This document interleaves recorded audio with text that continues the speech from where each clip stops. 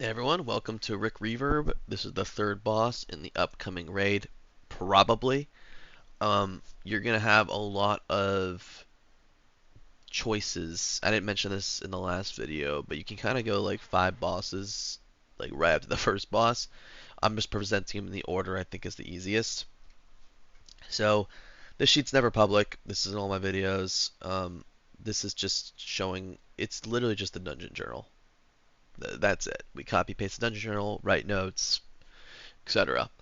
I just wanted to point out here that there's not many mythic mechanics. There is a shield that goes on an ad, or really like a pillar, um, and there is a static jolt mechanic that you use to remove the shield.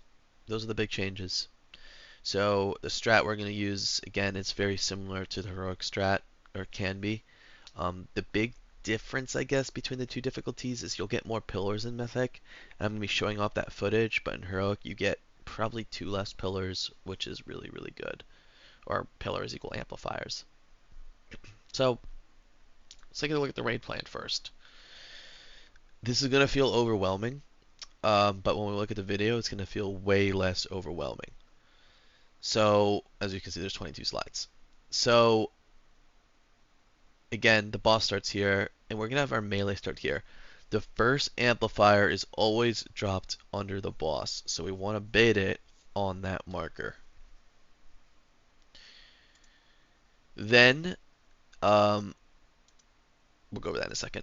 Then, you want to move the group to certain markers, causing the certain baits to happen. After the first amplifier is dropped, then the boss will drop 1 amplifier under itself and 1 amplifier on a random range player. So the goal is to try and get this configuration for the second drop. And then this configuration for the third drop. So the idea here is we're making 2 straight lines down and leaving this open. And this is when we come out of intermission. Ideally, we do this, but we'll talk about the changes of the range positioning potentially. So let's now look at the video because that probably felt overwhelming. And then I'll kind of look at those other 6 slides I skipped. So the boss is going to spawn here, and you're going to see that this is exactly what was shown. You're going to have the range players around this marker, and the melee players around this marker. He's going to drop an amplification right under where he was, and then they're going to move down the line.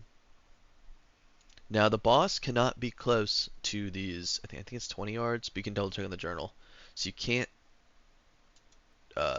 take it too close. Oh, sorry, you can't take it too close. So these ads, they kept changing how they spawned in testing. And I think they want to make them grouped but not like stacked. So like you can get weird sets. So this is a very, very, very, very good set. So you can see here that the ads come out, and you need to kill these ads before the final cast. Then you're going to get this faulty zap mechanic. This is what I kind of skipped over. So when 2 players come in contact with each other, they will remove the debuff and remove the shield. So it's really up to those players to handle that. So you can see here, they do that.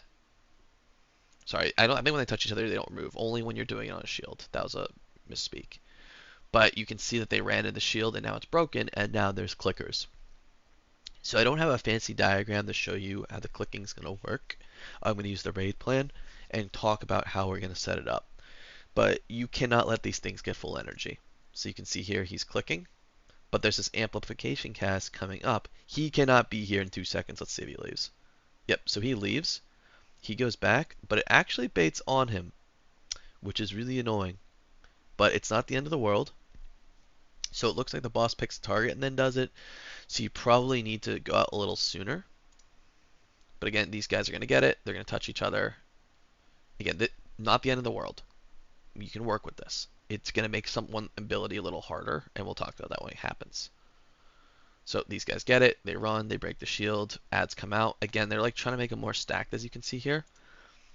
This is a frontal that needs to be soaked by the group. If not, it's gonna like MC you like this. You just need to damage them. And you can see here, echoing chants coming, amplifications coming, and now we're trying to set it on this marker for real this time. But it went on X, which is fine. That's like the marker that we wanted to go on, but we just missed Moon last time. And then he's going to go in intermission. So things kind of got a little awry here. But that's good because now I can like show you that it's possible to mess it up and it be okay. But you can see that these guys are breaking the shield. We're keeping the energy down by clicks, and I'll talk about that in a second. We move the boss over here just because of healing. If you have the boss all the way down here, this person ain't getting healed if they're clicking. You need to move the boss here, but again, they can't be too close. So you can see there's clickers. And then, yeah, it's spawn. You need to kill them before the cast finishes. And then there's going to be a wave mechanic. If you get hit by too many, it will MC you. And then the boss will, like, I don't want to use the word randomly because it matters on their energy. But they will pick one to go first. It's usually the one with the highest energy. And then it will kind of take down the other ones. So you'll see here, jump. Now this one's next. He's charging, the boss is charging him up. So you can kind of look. Jump, he should be scanning. There you go. He's going to charge one as soon as you get knocked. Far. So you might need movement speeds here and things like that to make sure you get there in time. And then he's going to leave one up. This one he leaves up seems to be random, which is why we're going to come back to that.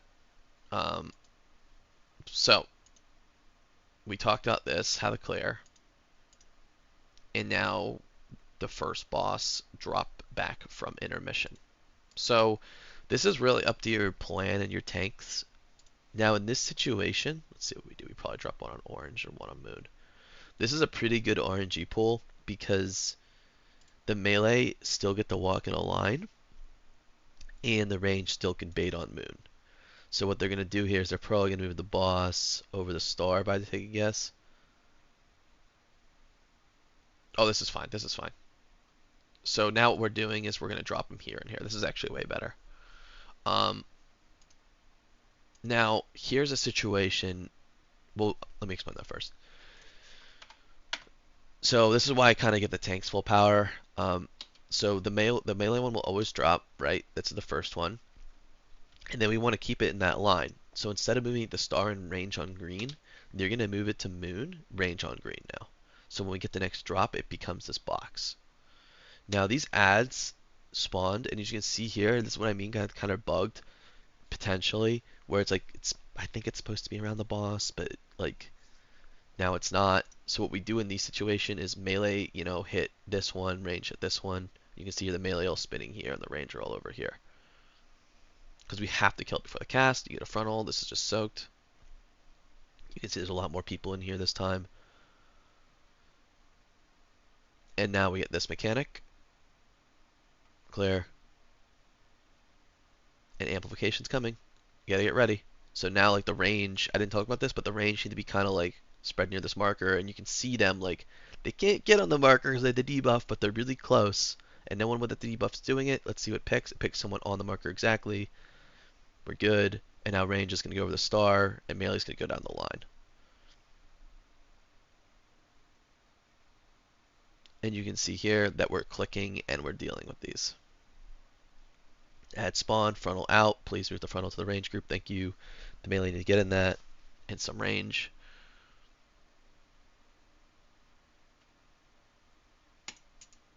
Oops. So that's the general gist. I think I hit all the abilities. If I didn't, I apologize.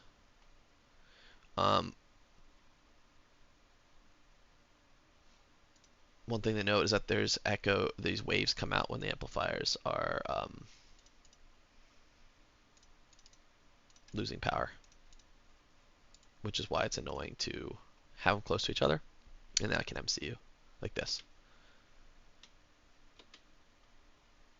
These will definitely 100% CC you if you're close to it.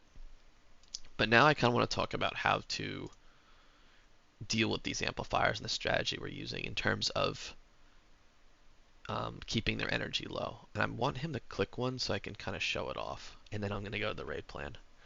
But you can see here that we dropped them on the markers. And again, the boss is off to the side so the healers can all be in range. This fight's so bad from, well, like, if you have a lot of melee, you're kind of doomed. Okay, so we're going to click here.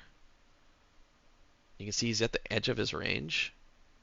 But that is just how it works. You go in the range, you click, you're good, you get a debuff that stacks, it lasts. The higher debuff is, the worse it is for you.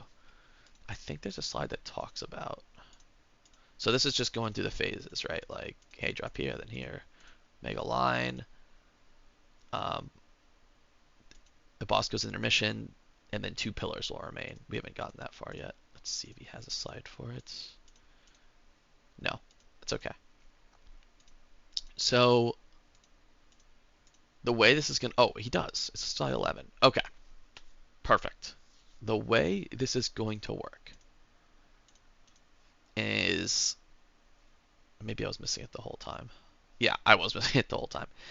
So this is just names, random names, but we are going to have an odd and an even group. Or you can call it group 1 and 2, A and B, X and Y, whatever. Those groups need to rotate their clicks. So what I mean by that is because you have that stacking debuff on you, each pillar is going to have a 2-player system where one is odd and one is even. So when we see something like this, okay, the boss is going to be, you know, here or whatever, or we just dropped it. These are just dropping now, so we need a 4. You know, we'll have a mage and a priest, or a mage and a hunter, mage and a hunter, because these are the hard ones for this setup. You know, maybe a warlock and something. Maybe these are some melee ones up here. But each player is a odd and even number. So when it's time to click between the mechanics, ads come out, deal with the ads, then you click whenever you feel like it's a good time to click before the amplification comes out. You don't want anyone baiting out there. You'd say odds, go click now. Odds run out and go click. But they need to know that they're about to go click because they need to be pre-running. So in our testing, it definitely became a fiesta. Because you see here, so many people are dead that our order completely broke down and it just got random. But early in the fight, you know, he's assigned to odds orange. He's clicking and he wants to get back before the amplification, but it was too late. So that's why that timing comes into play, where you should have done it a little earlier probably. But now, you know, we're going to get these mechanics. We're going to clear. Ads are going to die. Evens, go click. Evens are going to go click.